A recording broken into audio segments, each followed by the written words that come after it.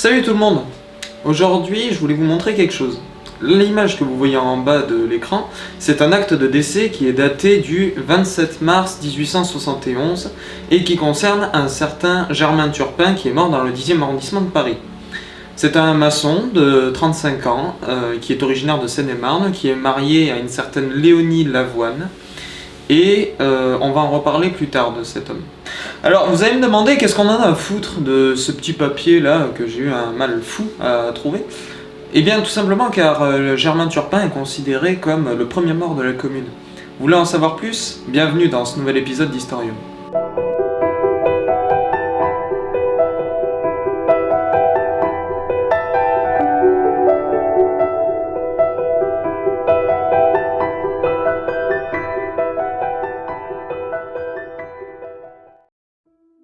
Dans la dernière vidéo, nous avons vu les diverses manœuvres politiques du gouvernement de Thiers afin de limiter et de contraindre la population parisienne.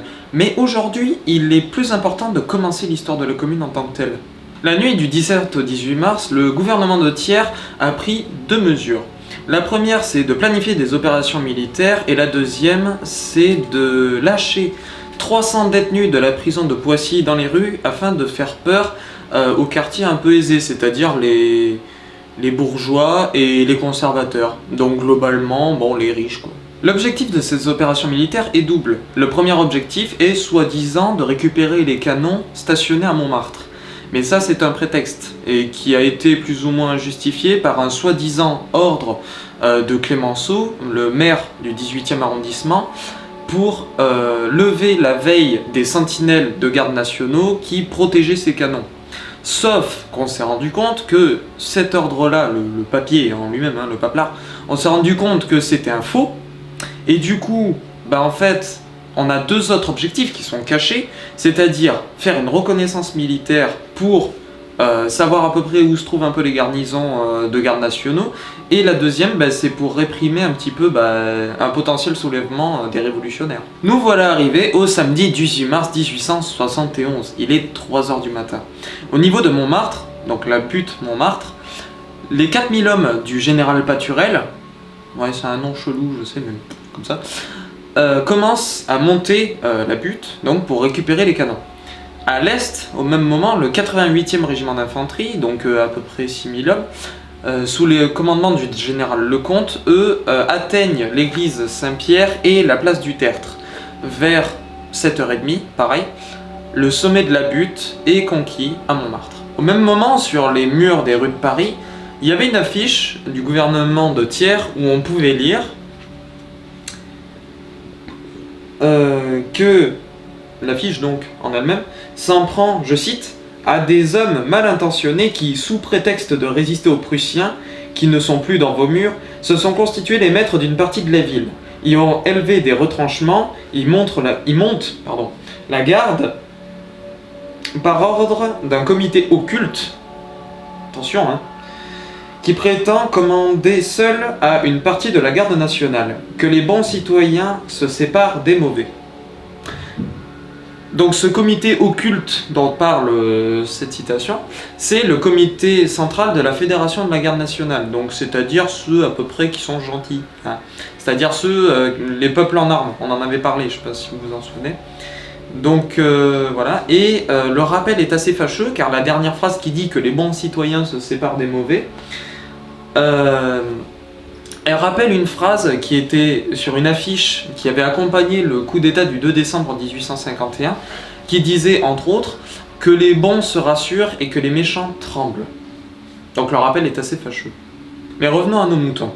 La même opération militaire donc est conduite à Belleville, à la Villette, au but de Chaumont, et ce par un effectif d'environ 600 000 hommes. Pour assurer leurs arrières, ils occupent notamment la Cité, qui est le centre administratif de la capitale, et aussi la place de la Bastille et le 11e arrondissement, et tout en neutralisant du coup le faubourg Saint-Antoine. Donc c'est-à-dire le foyer de tous ceux qui veulent une révolution populaire, quoi, les internationalistes, tout ça. Du côté de Montmartre, il serait peut-être temps de récupérer les canons et de les descendre, parce que c'est un peu l'objectif initial. Donc c'est ce qu'on fait, mais le problème c'est que ça prend beaucoup de retard. Et donc le tocsin, c'est-à-dire le premier son de cloche de la journée, il sonne et les habitants se réveillent. Donc ils descendent dans la rue, ils voient ça, avec tout le bordel que ça prend, hein, parce que ça prend beaucoup de place, hein, des chevaux et des canons dans des petits trucs. Hein. Et donc ils commencent à s'interposer. Et là, le général Lecomte voit que ça commence à sentir un peu la merde. Il demande à ce que la foule se disperse, la foule veut pas. Donc il demande à ses soldats de commencer à tirer sur la foule. Les soldats ils disent il va pas bien lui. Donc qu'est-ce qu'ils font? Ils mettent la crosse en l'air, c'est-à-dire ils rejoignent ceux d'en face. Donc il sent que le commandement l'échappe et le général donc est capturé et il est fait prisonnier. Le général donc, après sa capture par la foule parisienne et la reconquête par cette dernière de la butte Montmartre vers 10h30 du matin, est emmené au Château Rouge, qui est une salle de bal populaire, et c'est notamment là où siège la 18e Légion de la Garde nationale à Paris. Là, il est contraint de signer un ordre d'évacuation de Montmartre, ce qui sera fait vers 16h, et au même moment, à peu près, un autre général parisien, un Clément Thomas, un général qui était complètement nul pendant le siège de Paris et qui a participé d'ailleurs aux répressions de juin 1848, est reconnu par un vieux républicain, on ne sait pas trop comment, et il est arrêté boulevard de Clichy. Donc là-dessus, les deux généraux sont conduits à un poste de garde au 6 de la rue des Rosiers, à Paris. Et là va se passer un événement assez tragique, c'est-à-dire que la foule va les reconnaître quand ils vont arriver, et contre les protestations de la garde nationale, va les lyncher, c'est-à-dire les tabasser presque à mort, et ils seront exécutés sommairement par un peloton d'exécution qui est constitué de gardes nationaux et d'infanterie de ligne. Mais ce n'est pas le seul sang versé aujourd'hui. Enfin, cette journée, je veux dire. Même si c'est les deux seules victimes, entre guillemets, de la commune, il y en a une autre. En effet, mon intro n'a pas servi à rien, et on va enfin parler des circonstances du trépas de Germain Turpin. Donc, si on suit les mémoires de Louise Michel, eh bien, en fait, elle serait allée donc à la rue des Rosiers, là où étaient les généraux, et deux hommes seraient arrivés dans la mairie et se seraient réclamés comme fonctionnaires. Donc on les aurait gardés en sûreté par rapport à tout le bordel qui se passait, mais au moment de l'attaque, donc le matin du 18, ils se seraient barrés tout seuls. Et là, il y a un autre individu, un peu plus tard, qui arrive, qui est un peu suspect, nous dit Louise Michel, qui commence à déblatérer un tas de conneries que personne ne croit quand on entend des coups de canon tirés à blanc, qui est le signe d'une attaque. Et on les entend à la butte Montmartre. Et en même temps, Louise Michel apprend qu'un garde national a été atteint d'une balle. Vous l'aurez deviné, c'est Germain Turpin. Donc Louise Michel et une cantinière, nous dit-elle, partent rejoindre les lieux et voient Turpin blessé au sol et donc se penchent sur lui, commencent à déchirer leur linge, c'est pas ce que vous croyez, bande de gros dégueulasses, pour commencer à lui faire des pansements et des garrots. Là-dessus arrive Clémenceau, donc Georges Clémenceau, le maire du 18e arrondissement, qui, ne sachant pas que Turpin était déjà pris en charge, demande encore plus de linge, comme s'il n'y en avait pas assez. Et là-dessus, donc Louise Michel et Clémenceau promettent à ceux qui sont là de revenir, et Louise Michel s'en va avec son fusil sous le manteau, nous dit-elle, en criant trahison, pour aller chercher du renfort afin de continuer la bataille. Et donc, quand Louise Michel revient, Turpin n'est plus là. En effet, il a été donc emmené à l'hôpital Lariboisière dans le 10e arrondissement de Paris, où il mourra donc quelques jours plus tard, le 27 mars, comme nous l'avons vu dans l'intro, en recommandant à Clémenceau, qui était venu le voir à l'hôpital pour prendre de ses nouvelles, donc en recommandant à Clémenceau sa femme, donc je suppose que c'est bien la dite Léonie Lavoine, qui n'a plus de ressources à part celle de son mari, mais bon, il va crever, le pauvre monsieur quand même. Et donc, il la recommande à Clémenceau afin qu'elle puisse la prendre en charge. Donc le lendemain de sa mort, il y a un cortège énorme qui suit sa dépouille au cimetière, et certains commencent à sentir un esprit de revanche vis-à-vis des Versaillais et de Thiers, car on entend quelques murmures qui promettent de venger la mémoire de Turpin. Le 18 mars, donc au soir, vers 22h, l'ordre est donné par Thiers d'évacuer toute la ville.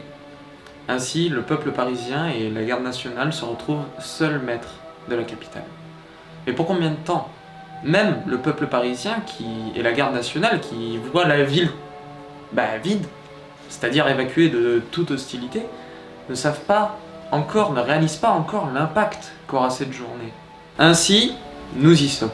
C'est véritablement le premier jour de la Commune, ce qui est un peu paradoxal car elle ne sera proclamée que le 28 mars, à la suite de l'élection du Conseil de la Commune. Mais ça, on a le temps de le voir en détail dans les prochaines vidéos.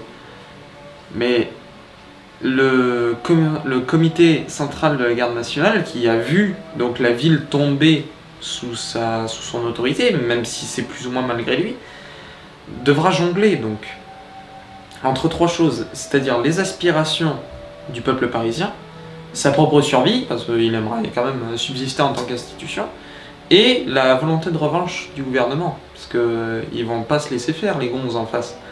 Et ben on verra que tout ça, c'est pas une mince affaire, et ça va prendre 2 mois. Merci d'avoir regardé cette vidéo. Vous aurez... Merci. Vous aurez remarqué qu'on a voulu tester des trucs. Parce que on s'est dit debout devant une étagère, c'est sympa 2 minutes. Et donc voilà, on a voulu tester des choses. Et comme je le disais dans la vidéo, je le redis maintenant si je l'ai pas dit.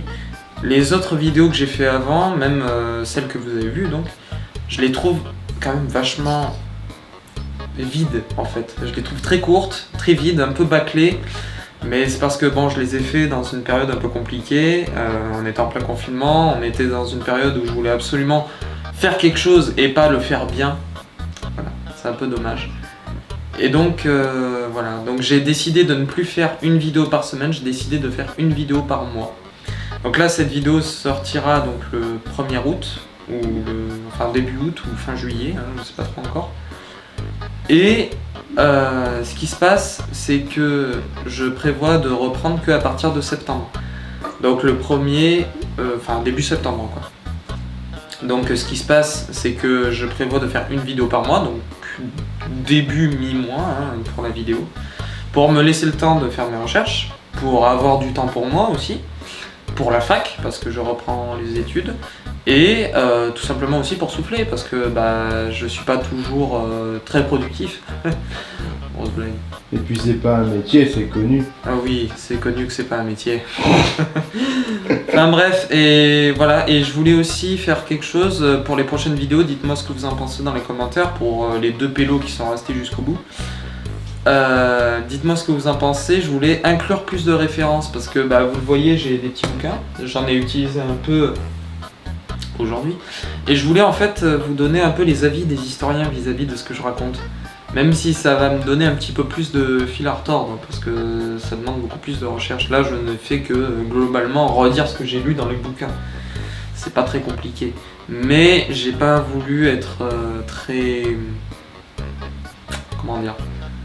J'ai pas voulu être forcément concentré là-dessus. En fait, j'ai voulu être plus léger que les bouquins, parce que les bouquins, c'est très bien, c'est très bien écrit, mais c'est un peu chiant. Donc voilà. Enfin bref, je vais arrêter de faire 3000 ans sur une vidéo. Je vous souhaite un bon mois d'août. Merci. Et... pas de quoi. Et je vous dis à la prochaine sur Historium pour donc la suite du 18 mars. Et la suite des aventures de nos chers Parisiens. A bientôt.